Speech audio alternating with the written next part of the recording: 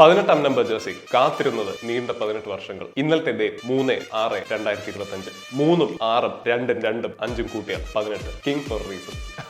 ഒരു IPL team നീണ്ട 18 വർഷങ്ങൾ കിരീടത്തിൽ മുത്തമിടും എന്ന് കരുതിയിട്ടും നിരാശയിൽ അവസാനിച്ച ഒരുപാട് സീസണുകൾ. എന്നിട്ടും അവരെ കൈവിടാത്ത ലക്ഷക്കണക്കിന് ആരാധകർ. ഇന്നലെ ആ ടീമും വിജയ ചരിത്രം കുറിച്ചിരിക്കുകയാണ്. കേട്ടിട്ട് ഒരു സിനിമാ കഥ പോലെയല്ലേ?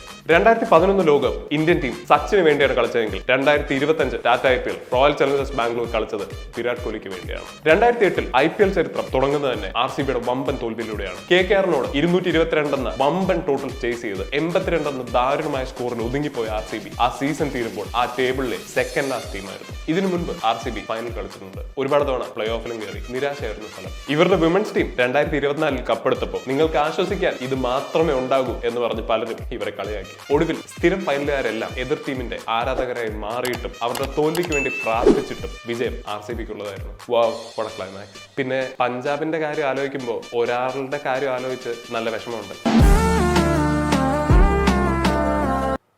അല്ല, സോറി, 2 പേരുടെ കാര്യം ആലോചിച്ച് നല്ല വിഷമമുണ്ട്. Thank you.